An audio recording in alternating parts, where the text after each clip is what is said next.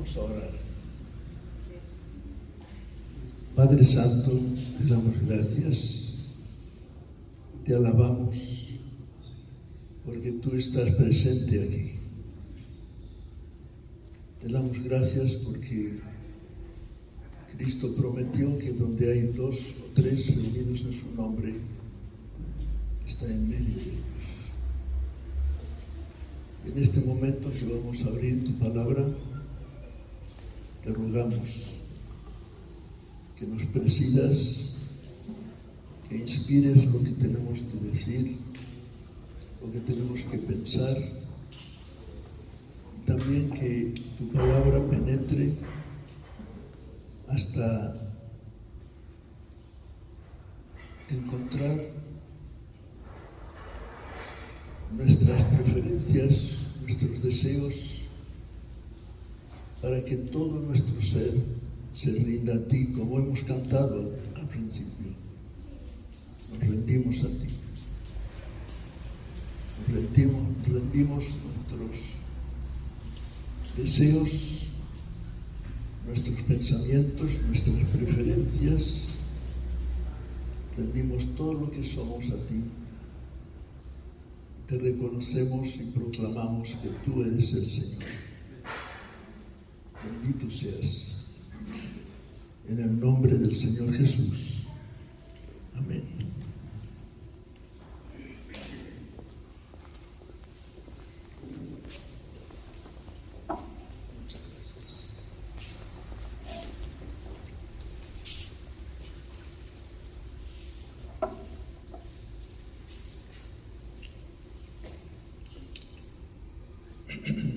Siguiendo con el tema de los bautismos, yo quería esta noche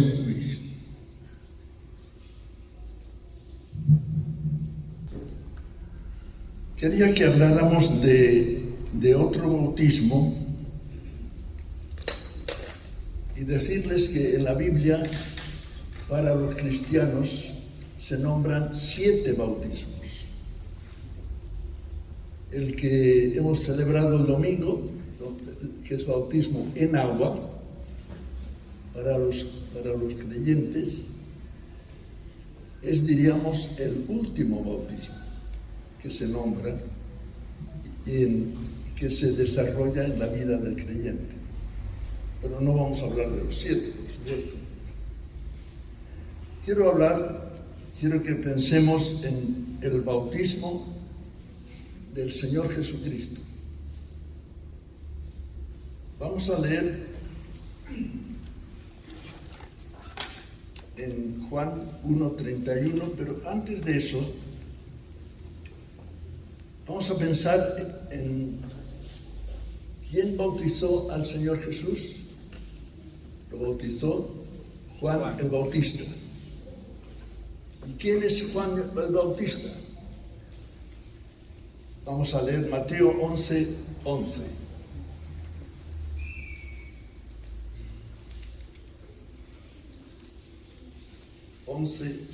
Once y siguientes. Dice el Señor Jesucristo: de cierto os digo, entre los que nacen de mujer no se ha levantado otro mayor que Juan el Bautista, pero el más pequeño en el reino de los cielos mayor es que él. Desde los días de Juan el Bautista hasta ahora, el reino de los cielos sufre violencia, y los violentos lo arrebatan. Porque todos los profetas y la ley profetizaron hasta Juan. Vamos a tener eso en mente.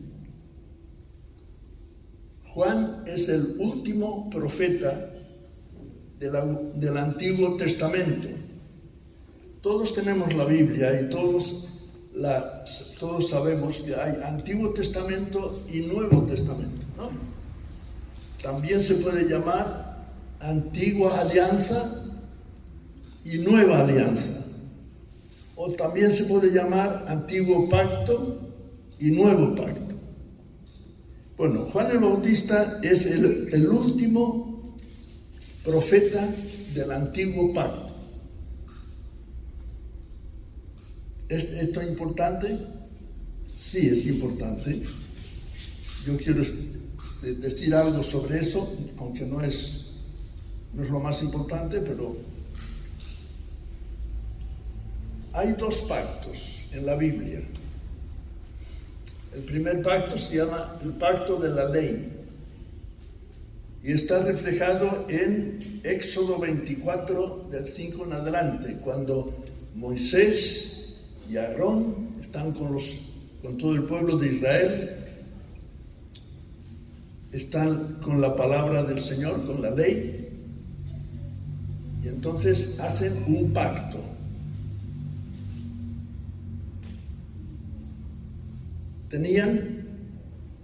Se comprometieron a cumplir con la ley.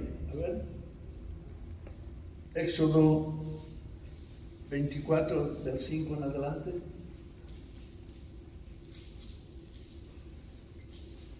Envió jóvenes de los hijos de Israel, los cuales ofrecieron holocaustos y becerros como sacrificios de paz a Jehová.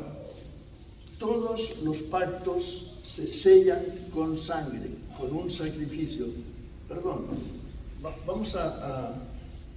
voy a decir lo que pienso. Cuando se habla de sangre en la palabra del Señor, se habla de sacrificio, siempre. O sea que no se está hablando de ese líquido que todos tenemos por las venas. Se está hablando del sacrificio. Sigue. Moisés tomó la mitad de la sangre y la puso en tazones y esparció la otra mitad de la sangre sobre el altar. Y tomó el libro del pacto y lo leyó a oídos del pueblo, el cual dijo: haremos todas las cosas que Jehová ha dicho y obedeceremos. Entonces Moisés tomó la sangre y roció sobre el pueblo y dijo: he aquí la sangre del pacto que Jehová ha hecho con vosotros sobre todas estas cosas. Subieron Moisés y Aarón, Nadab y Abiú y 70 de los ancianos de Israel. Hasta ahí nomás. Ahora, busca Marcos 14, 23. Ese es el pacto de la ley, es el primer pacto. Tomando la copa, dice el Señor Jesucristo, habiendo dado gracias, les dio y bebieron de ella todos. Y les dijo: esto es mi sangre del nuevo pacto que por muchos es derramada. Es un nuevo pacto y es un sacrificio lo que va a sellar ese nuevo pacto. Ahora, ¿es importante esto?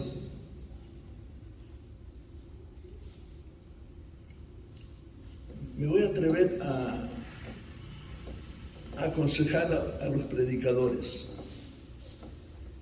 ¿Aceptáis? La vida de Cristo está en el Antiguo Testamento, en el Antiguo Pacto o en el Nuevo. El Antiguo. En el Antiguo. ¿Cuándo se inaugura el nuevo pacto? La cruz. Con la sangre de Cristo, en la cruz, exactamente. La cruz es el hecho más importante de la historia.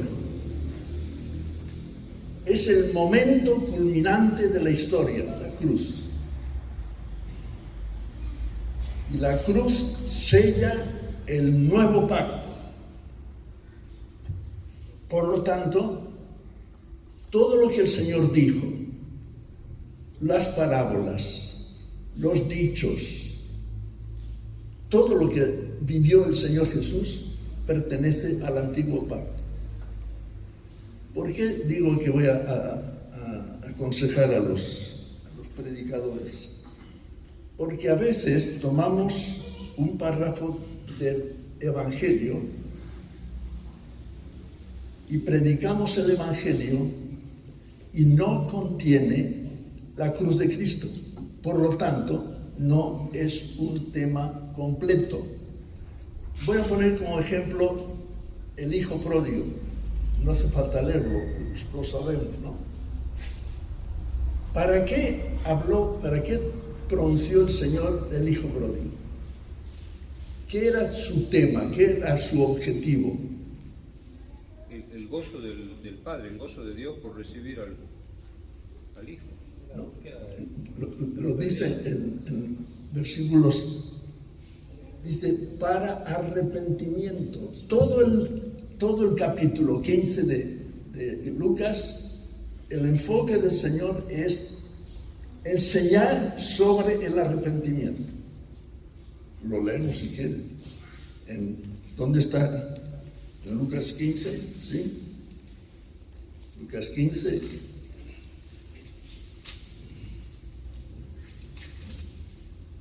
Dice el versículo 7. Os digo que así habrá más gozo en el cielo por un pecador que se arrepiente que por 99 justos que no necesitan de arrepentimiento. Versículo 10. Así os digo que hay gozo delante de los ángeles de Dios por un pecador que se arrepiente. Entonces, el énfasis es el arrepentimiento. El hijo pródigo había vivido perdidamente, pero llegó un momento que se arrepintió y entonces volvió a la... Entonces, si nosotros predicamos sobre el hijo pródigo, no podemos reducirnos a decir, bueno, esta parábola nos enseña que Dios es muy bueno y que si vamos a Él, después de haber vivido perdidamente, si vamos a Él, el Señor nos perdona. Eso está incompleto. ¿Por qué? Porque no tiene la cruz. Un pecador, cualquiera de nosotros, no se salva por arrepentirse solamente. Hay que arrepentirse, claro. Dice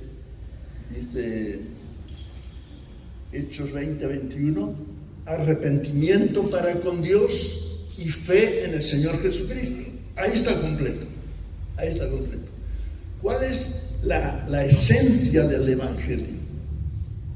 Bueno, el apóstol Pablo lo dice en 1 Corintios 15. Vamos a ver. ¿Estás atento? 1 Corintios 15. Tú lo buscas ahí, yo lo busco aquí.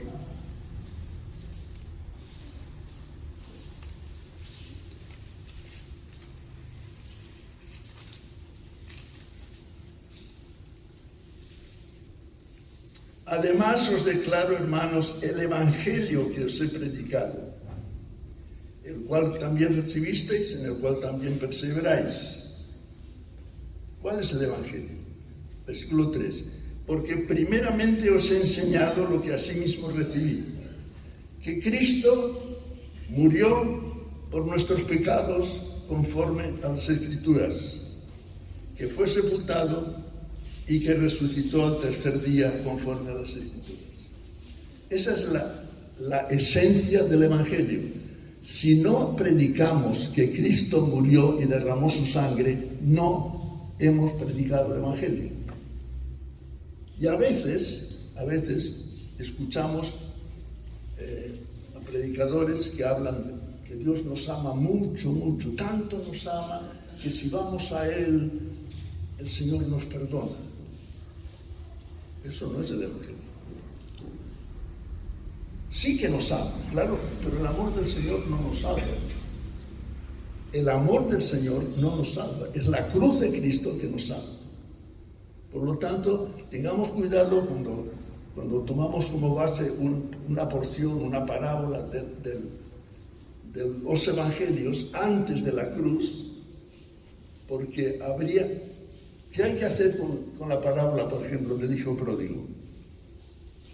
Relatarla, enfatizar el arrepentimiento y a continuación agregarle la otra parte.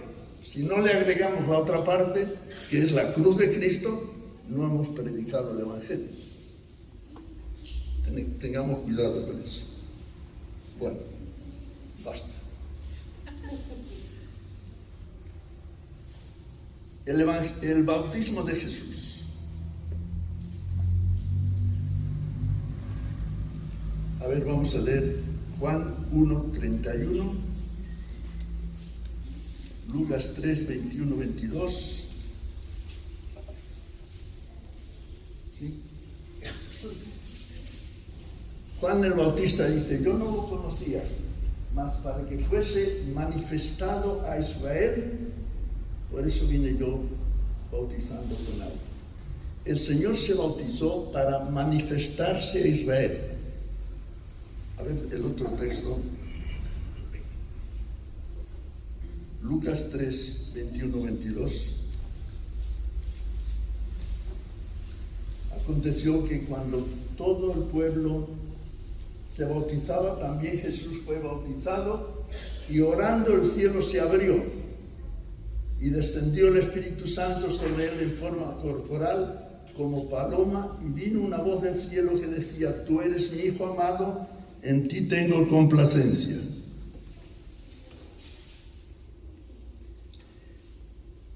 El Señor Jesús tenía 30 años cuando ocurrió esto. ¿Qué había hecho el Señor a Jesús en sus 30 años? Vivir en silencio. No hizo nada para declarar, para manifestar algo de su mesiazgo. Nada. Solamente tenemos ese párrafo de Lucas que nos dice que fueron, cuando tenía 12 años, fueron a Jerusalén a la Pascua, y que Jesús se quedó en el templo. Pero después parece que, bueno, sí, seguramente han ido todos los años a la Pascua, no cabe duda. Pero no había nada extraordinario en el Señor Jesús. ¿Cómo conocían a Jesús? El hijo del carpintero. Nada más. El Señor Jesús nunca hizo alarde de su mesiazgo. ¿Entienden, no? Cualquiera de nosotros, cuando tiene algo especial, Jesús nunca hizo eso. Al contrario, confundió a la gente, a los apóstoles, hablándoles, bueno, después de años de estar con él, que iba a morir. Pero él nunca hizo alarde de su mesiazgo, de que había venido a salvar, nunca.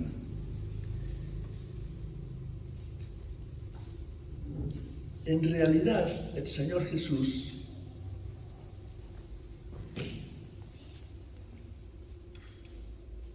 antes de opinar, escuchen hasta el final.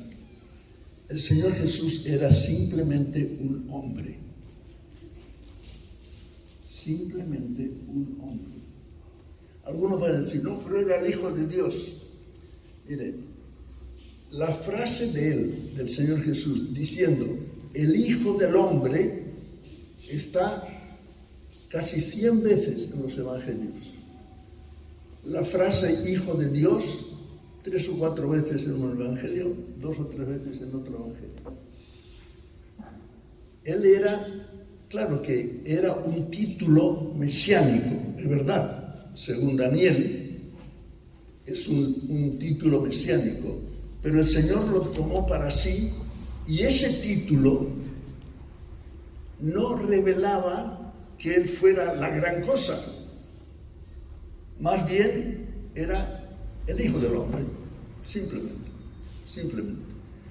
El Señor vivió en este mundo.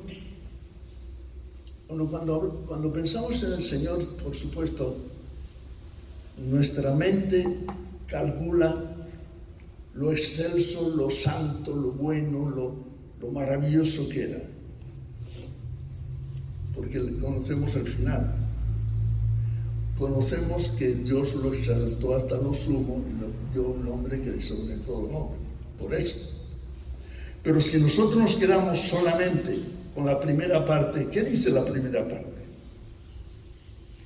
Que siendo igual a Dios, no tuvo por usurpación ser igual a Dios, sino que se humilló a sí mismo, se vació a sí mismo, se anonadó. ¿Qué dice Filipenses 2? Se despojó a sí mismo tomando forma de siervo, hecho semejante a los hombres. Y estando en la condición de hombre, esa era su condición, ni más ni menos. Se humilló a sí mismo, haciéndose obediente hasta la muerte y muerte de cruz. Ese es el Jesús que nos salvó. Había dejado su dignidad, su título, su vestido, se despojó, su vestido real en el cielo, y bajó para ser semejante a los hombres en la condición de hombre. Y en la condición de hombre vivió santamente. En la condición de hombre agradó a Dios. Ahora, en el bautismo de Jesús,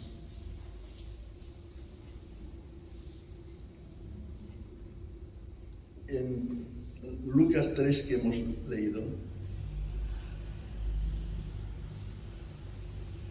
Jesús fue también bautizado y orando el cielo se abrió y descendió el Espíritu Santo sobre él en forma corporal como paloma, y vino una voz del cielo que decía: tú eres mi Hijo amado, en ti tengo complacencia. Una cosa que a mí me llama la atención es que están en ese caso, en ese acto, están las tres personas de la Trinidad. El Padre está anunciando: este es mi Hijo amado, está el Hijo y está el Espíritu Santo.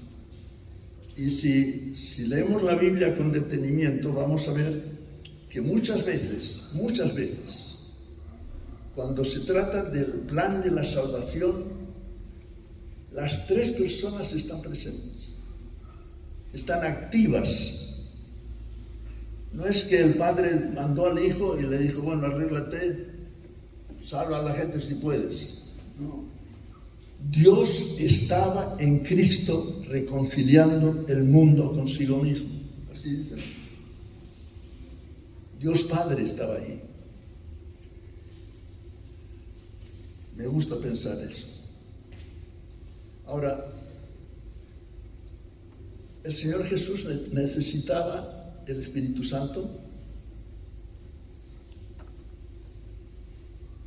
Uno diría: no, ¿cómo va a necesitarlo si él era el Hijo del Espíritu Santo? Con él eran colegas.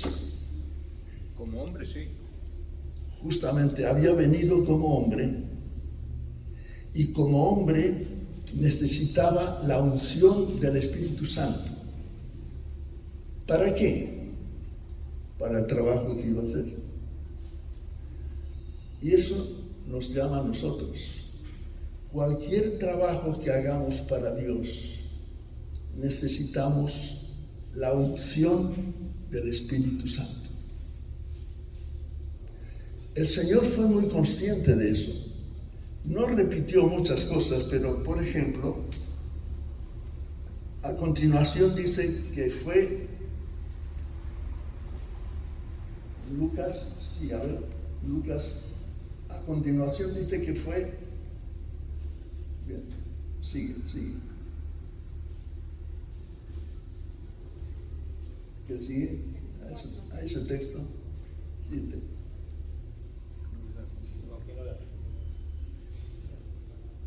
Bueno, dice que fue fue llevado o fue impelido por el Espíritu Santo al desierto para ser tentado. Vaya. Para empezar la tarea, lo primero, ser tentado por el diablo. Pero ya estaba ungido con el Espíritu Santo. Ahora, ante esa realidad, surge esta pregunta. A ver qué opinan ustedes. ¿El Señor era vulnerable al pecado? Como hombre, sí. Creo. Porque el diablo pensó que era vulnerable. Por eso lo tentó, si no. No solamente por eso. Dice Hebreos que fue tentado según nuestra semejanza, pero sin pecado. El hecho de que el Señor no haya pecado no es que no sintió la tentación.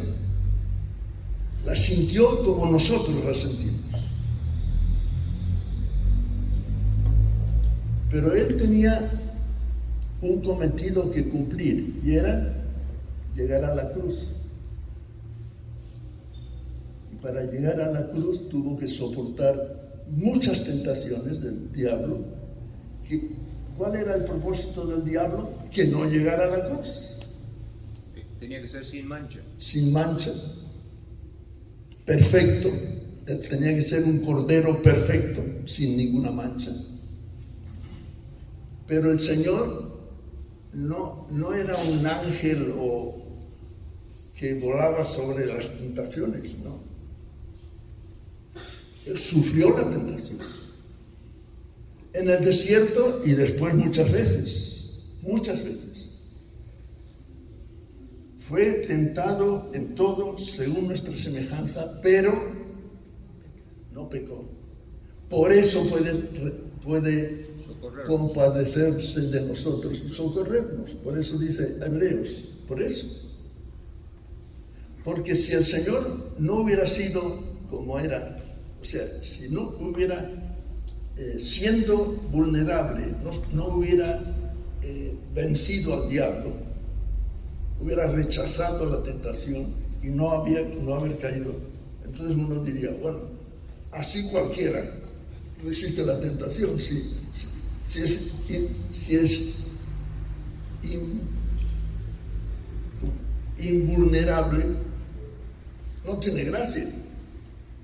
Pero el Señor era vulnerable, el Señor podría haber caído, por supuesto eso hubiera sido la hecatombe total, pero podría haberlo hecho. Y al no hacerlo, tiene autoridad para decirte, yo te ayudo, no peques. Yo he pasado por esa tentación. Yo te ayudo, yo estoy contigo. Qué grande que es el Señor, ¿no? El segundo Adán. Exactamente. Es uno de los temas que yo tenía. Pero, bueno, sí, el segundo Adán, exactamente. El segundo Adán tenía dos finalidades o dos tareas que cumplir. La primera era demostrar que siendo hombre podía vivir sin pecar, porque pecar ya pecó primero Adán. Entonces, toda su vida tenía que demostrar como segundo Adán. ¿Por qué se le llama segundo Adán? Porque él inauguró o fundó una nueva humanidad.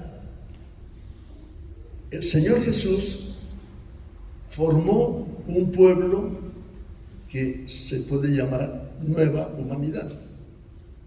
Nosotros somos nuevas criaturas, nueva creación, dice. Nueva creación. Porque hemos sido salvados por el Señor. El Señor inauguró O sea, como si Dios Padre hubiera dicho, bueno, el primer Adán ha fracasado. Vamos a formar otro Adán, otro hombre, simplemente otro hombre, para que demuestre que se puede vivir sin pecar, aún siendo vulnerable. Y el segundo objetivo era llegar al final de la vida, llegar a la cruz puro para redimirnos, para pagar nuestras culpas. Porque si él hubiera tenido algún pecado, no hubiera podido salvarnos a nosotros. Él tenía que llegar a la cruz puro, sin mancha, como dice Hebreos, ¿no? Más sublime que los cielos. ¡Qué maravilla! Bien, entonces el Espíritu Santo desciende sobre el Señor Jesucristo, y el Señor Jesucristo trabaja guiado, controlado por el Espíritu Santo. ¿Qué es lo que debemos hacer nosotros? ¿Qué ha ocurrido en Nazaret? ¿Ha sido? Que le invitan a tomar el libro, lee. ¿Qué es lo que lee? El Espíritu del Señor está sobre El Espíritu del Señor está sobre mí. El Espíritu Santo, justamente, había descendido sobre él y me ha ungido para dar buenas nuevas a los pobres. Yo lo tengo. Dice, hoy se ha cumplido esta escritura. Exactamente.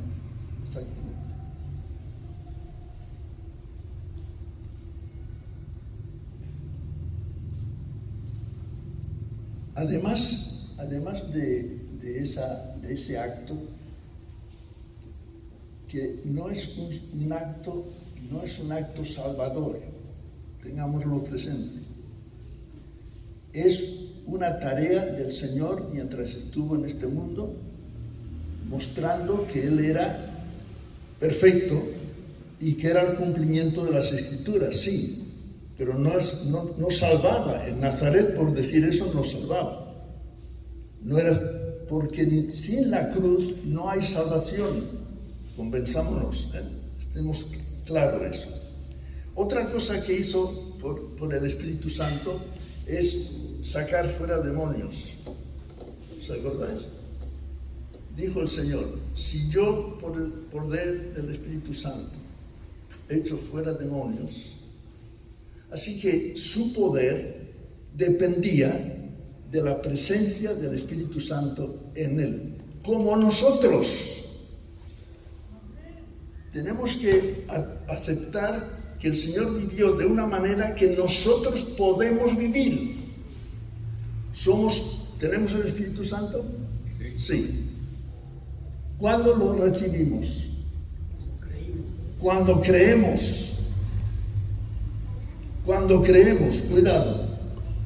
Hay algunos que dicen, bueno, puedo pasar 1 año, 2 años, 3 años, y un día me doy cuenta y digo, Señor, dame el Espíritu Santo. Eso no es bíblico. Dice Pedro en Pentecostés, arrepentíos y bautícense cada uno de vosotros en el nombre de Jesucristo y recibiréis el Espíritu Santo.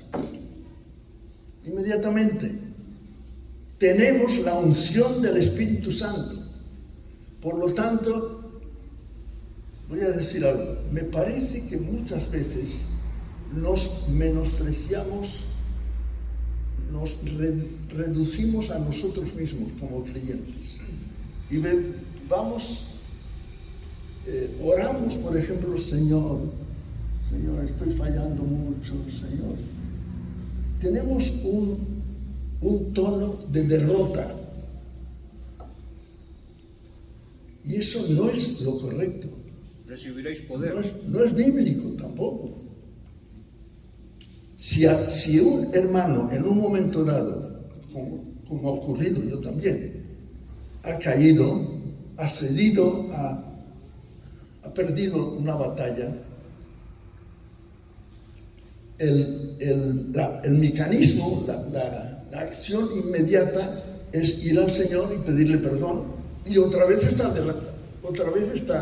a flote. Pero es esa idea de que no, yo hace tanto tiempo ando mal. Bueno, dudo que sea creyente, francamente.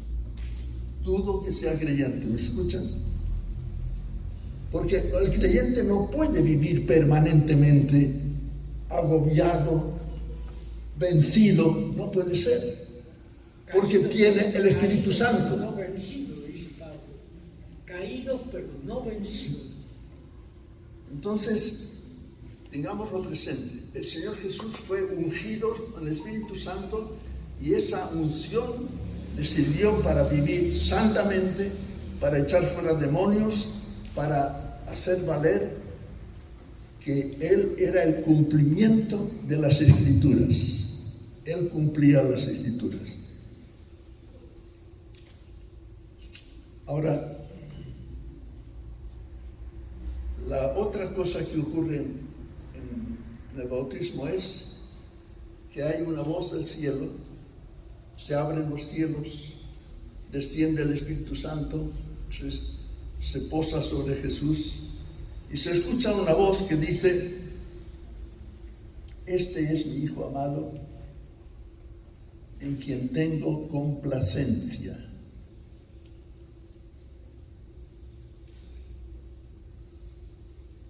Eso lo debería decir el Señor, o lo debe y desea decirlo de cualquiera de nosotros. Hay un texto que me gusta mucho cuando dice que el Señor hacía siempre lo que le agradaba al Padre, agradando al Padre en todo. Eso sería una buena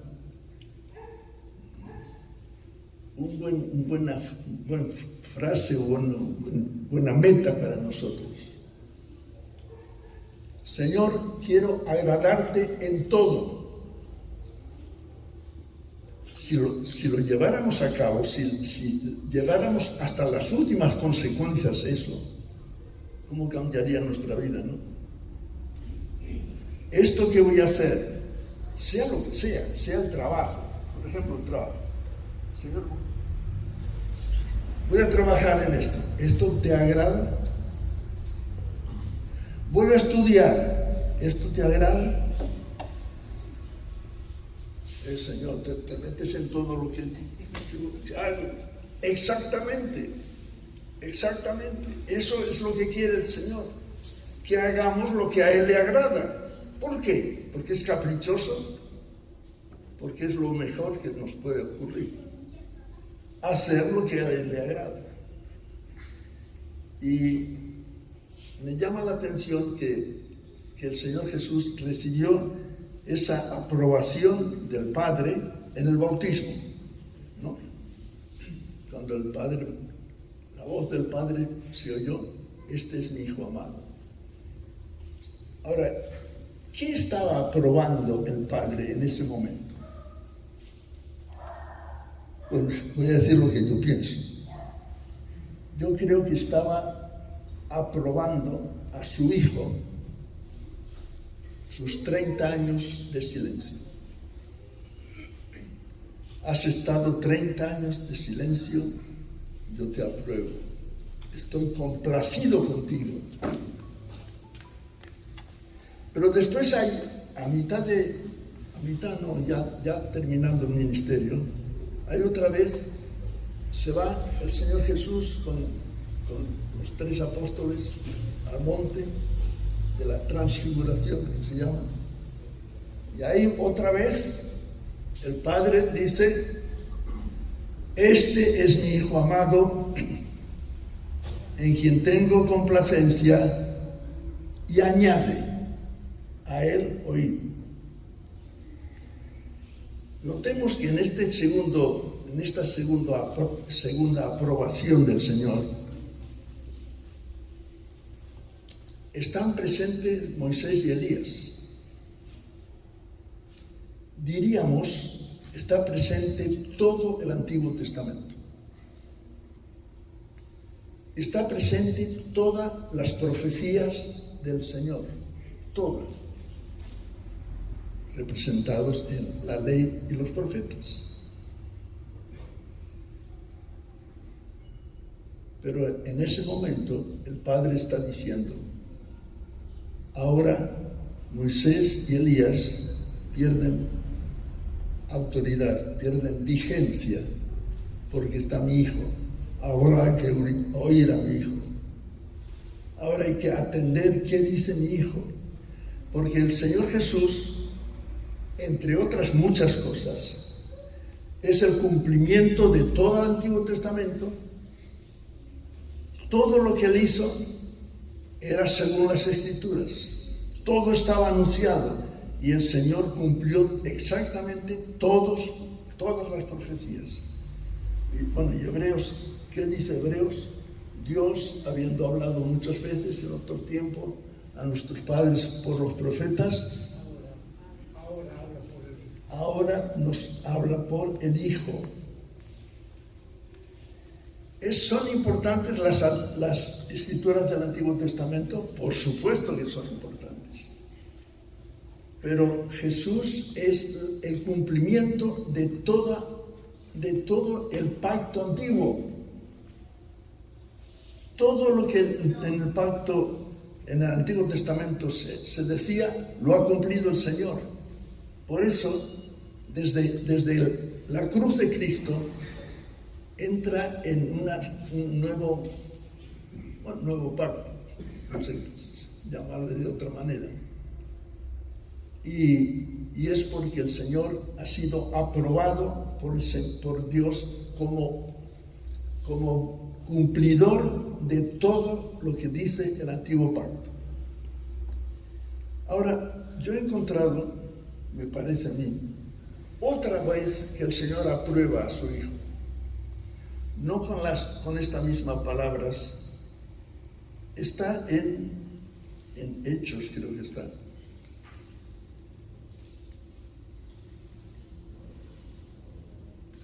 A ver si lo tengo anotado.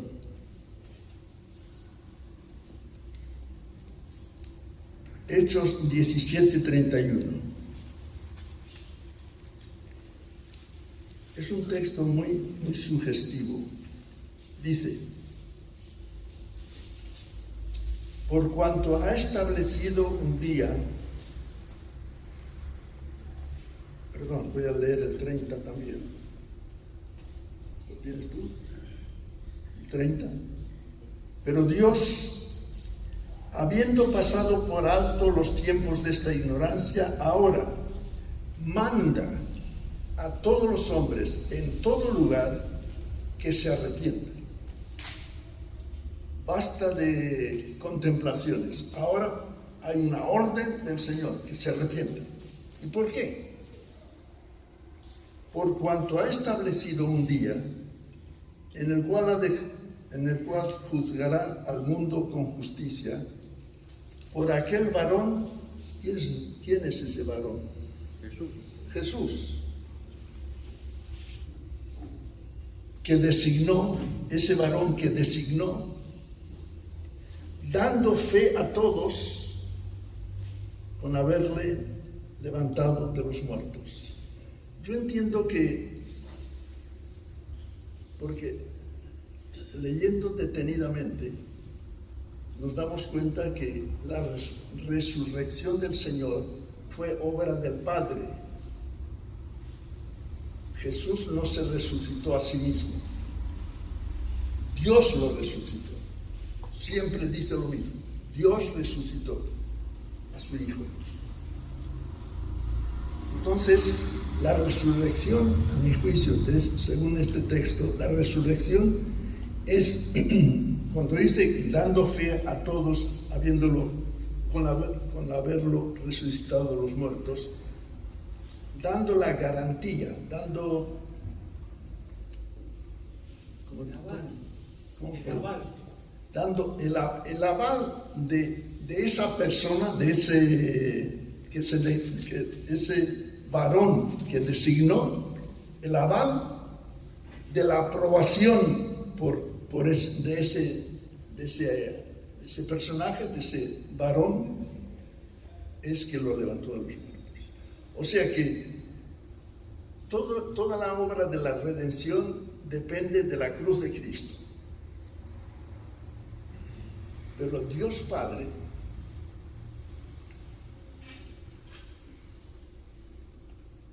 miró a la cruz de Cristo como un hecho perfecto.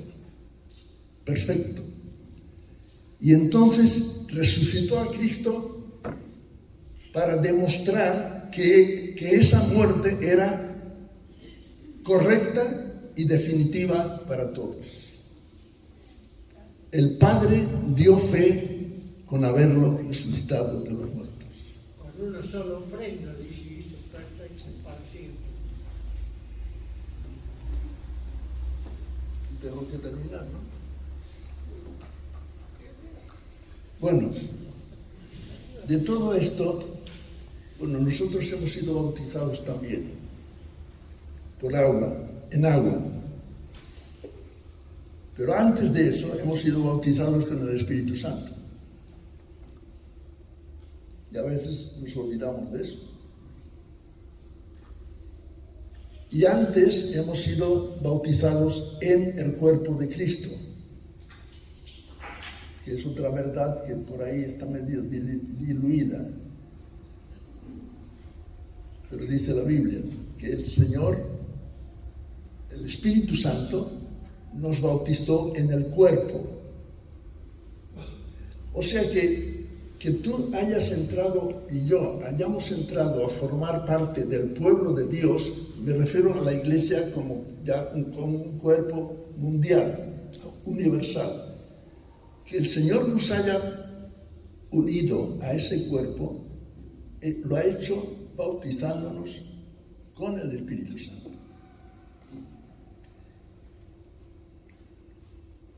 Realmente hay otro bautismo más. El Padre nos bautizó en la muerte de Cristo a fin de que no sirvamos más al pecado. Eso lo dice Juan capítulo 6. Romanos capítulo 6.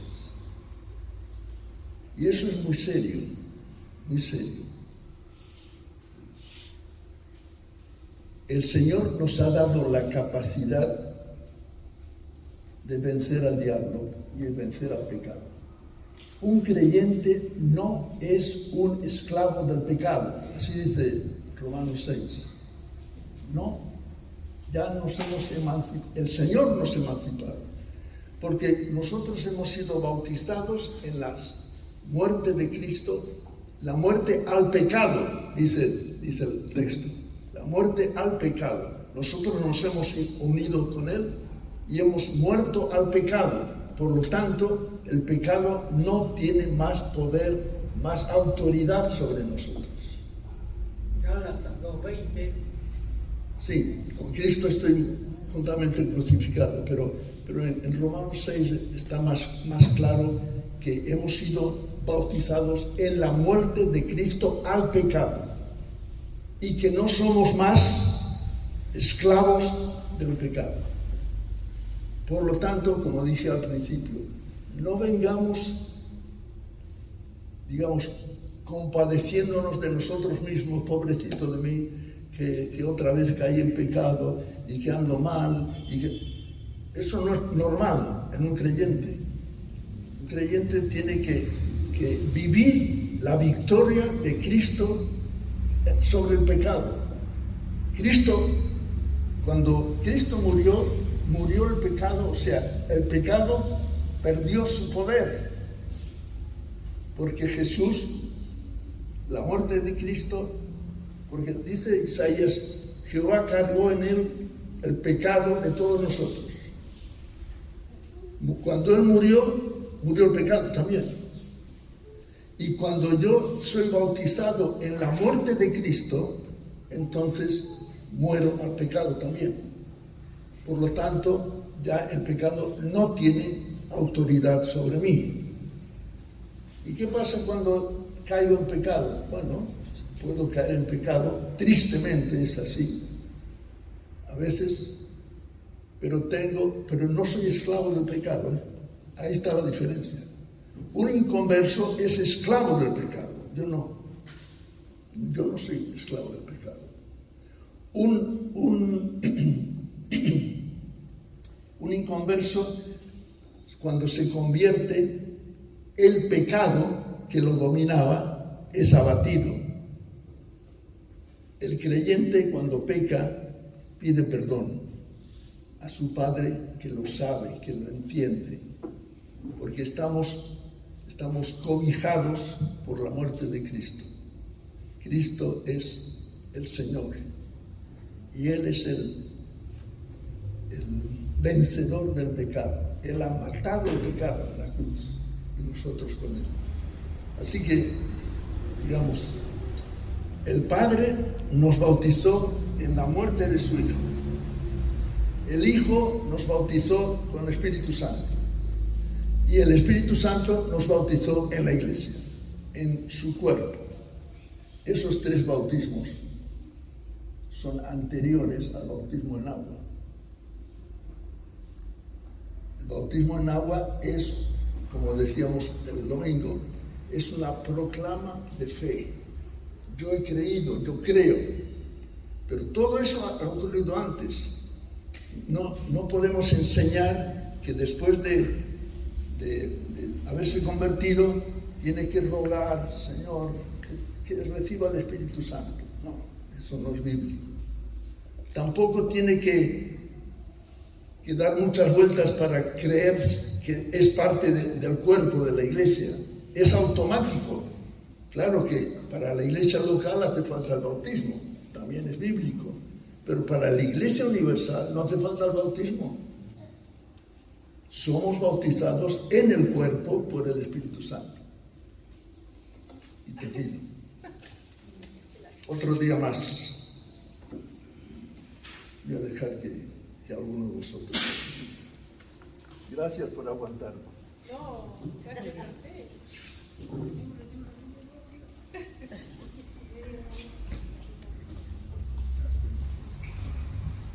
Damos gracias a Dios por su palabra.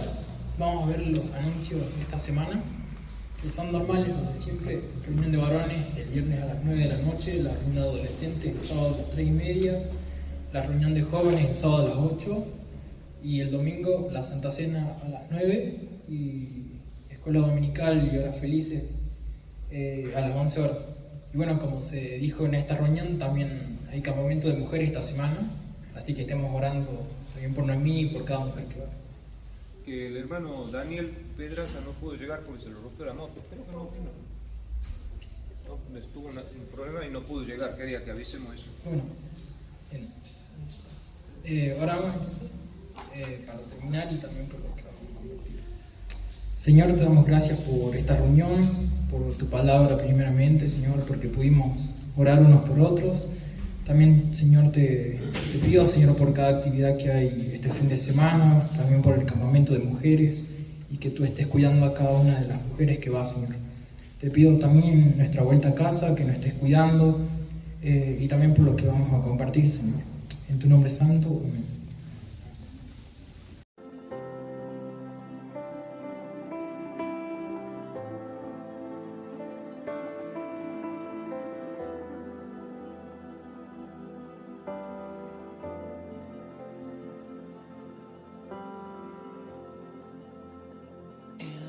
Secreto, contigo quiero estar, quiero tener intimidad con tu verdad.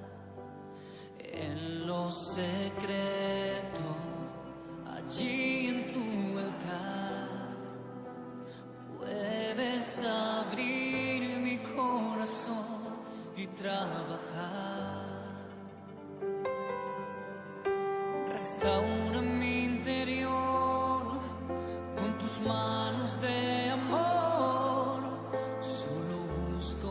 ser más